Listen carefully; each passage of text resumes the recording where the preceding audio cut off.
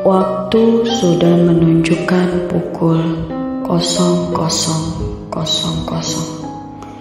jam 12 malam. Namun entah mengapa mataku enggan terpejam. Kubuka kembali tirai jendela kamarku. Remang-remang bulan dan pohon rambutan di depan rumahku menghiasi malam itu.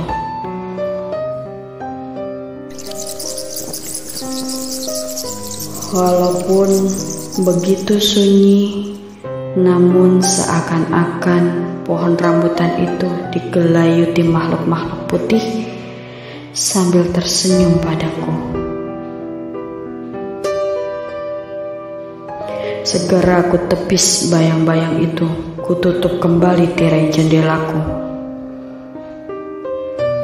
Lalu aku beranjak menuju kamar mandi. Saat itu aku berada di rumah sendiri, karena ayah, ibu, dan adikku sedang berada di Jogja di rumah nenekku.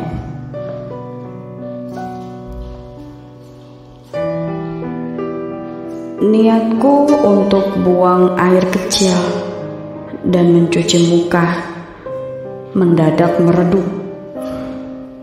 Seakan-akan saat aku berjalan menuju kamar mandi, di belakangku aku terperanjak bagaikan seseorang sedang mengamatiku. Betapa kagetnya aku, sesuatu terjatuh dari atas ruang dapur. Dua! Apa itu?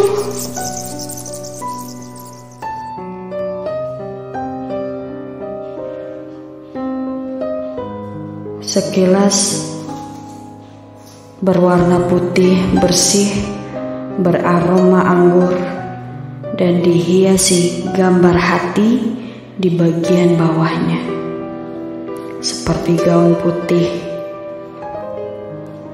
Lalu ku ambil gaun itu, indah sekali, namun lumayan berat ya.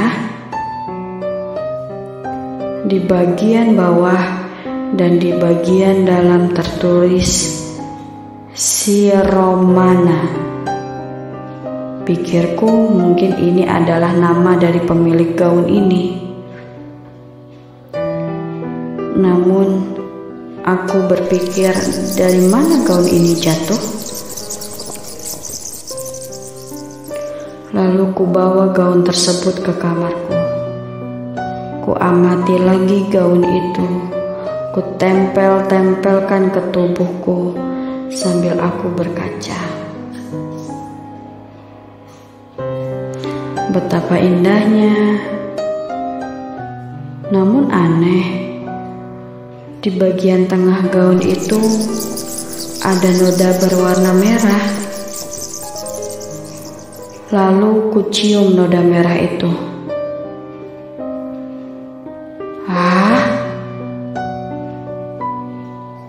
Bau anyir dan berbau anggur. Pikirku saat itu.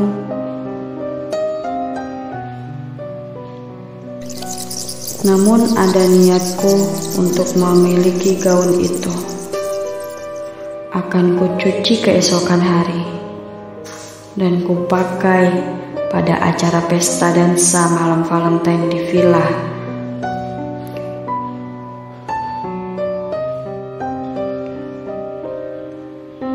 Pasti aku akan kelihatan cantik jika aku mengenakan gaun itu. Lalu mataku mulai mengantuk dan kusimpan kembali gaun itu ke dalam lemariku. Dan aku beranjak tidur ke atas kasur di kamarku.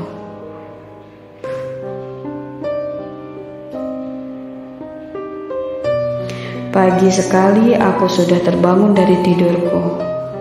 Perlahan kulangkahkan kakiku menuju ke kamar mandi. Ku basuh mukaku, ku tatap wajahku di kaca kamar mandi. Astaga! Teriakku. Karena kulihat ada bayangan wanita memakai gaun putih di pantulan kaca itu. Segera aku membalikkan tubuh dan melihat ke belakangku. Apa aku salah lihat? Karena tak ada seorang pun di belakangku. Mungkin ini hanya hayalanku. Tetapi rasanya aku kenal gaun yang dipakai wanita itu.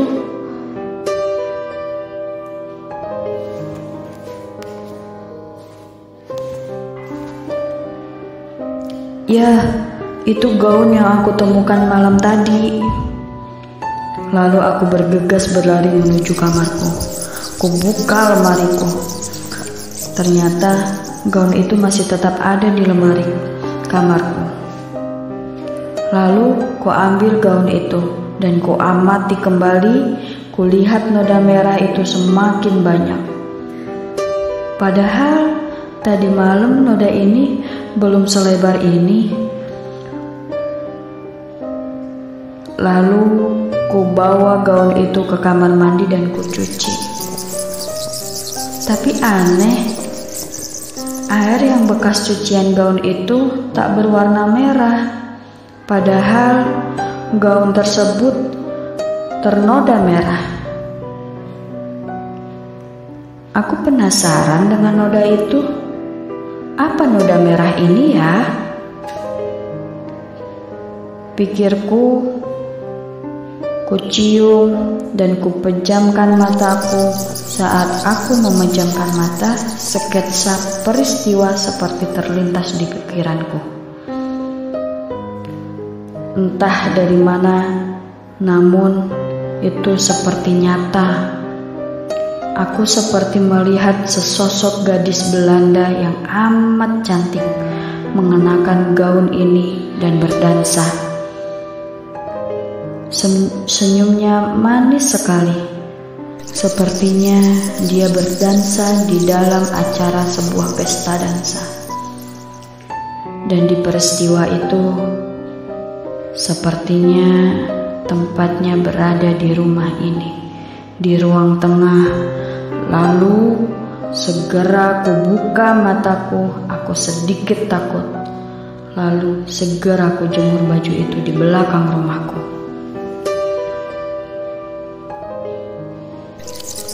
Yap, hari yang kutunggu-tunggu telah tiba. Hari ini adalah hari Valentine dan malam aku akan menghadiri acara pesta dansa di Villa Deski. Aku bingung, apa aku harus mengenakan gaun yang amat indah itu? Aku takut, aku terlalu mencolok pada malam nanti. Tetapi tak apa, aku memang kepingin sekali mengenakan gaun ini. Waktu sudah menunjukkan pukul 7. Seberapa aku bersiap-siap berhias diri, ku bedaki wajahku, ku sisir rambutku, dan ku ambil gaunku di dalam lemari kamarku. Perlahan ku kenakan gaun itu. Wow, very beautiful. Aku terlihat cantik sekali. Aku menari-nari bahagia. Aku juga menyanyi-nyanyi. Aku merasa wanita paling cantik di dunia saat aku mengenakan gaun ini.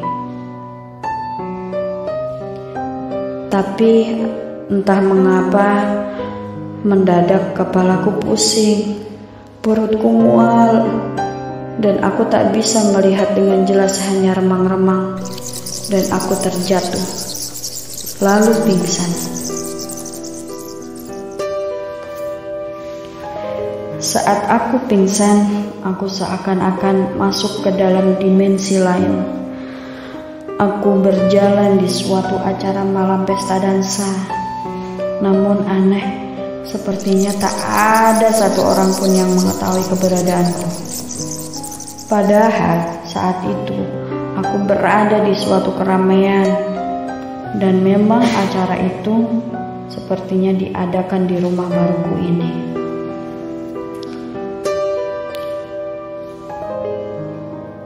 Aku mengikuti seorang wanita yang memakai gaun yang gaunnya itu persis sama gaun yang aku kenakan saat ini. Ku ikuti gerakan dia dan terlihat sedang berdansa dengan kekasihnya. Lalu dia duduk dan meminum anggur dengan kawan-kawan dan kekasihnya.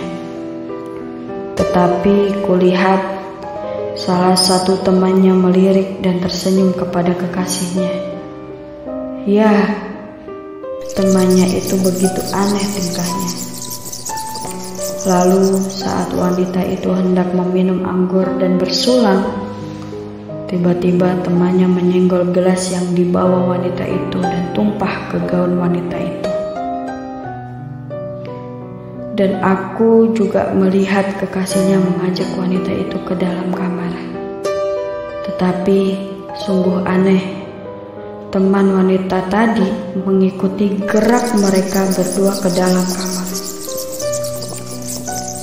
Dan saat kekasihnya membaringkan dia ke ranjang, tiba-tiba crash! Aku menjerit. Wanita itu ditusuk pisau oleh kekasihnya sendiri. Lalu temannya itu segera memunculkan diri dan meludahi wanita yang tak berdaya tadi. Kulihat noda anggur tadi sudah tertutupi oleh noda merah darah. Perlahan wanita itu lemas dan tewas.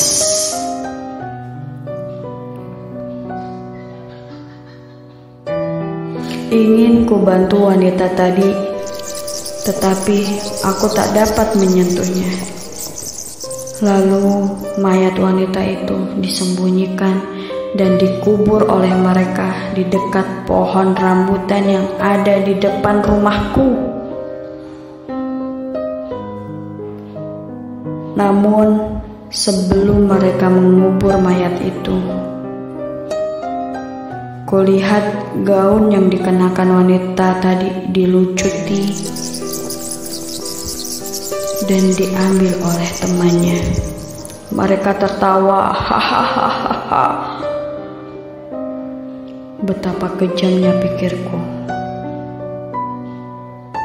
Kekasih tega membunuh demi berselingkuh dengan kekasih sahabatnya sendiri.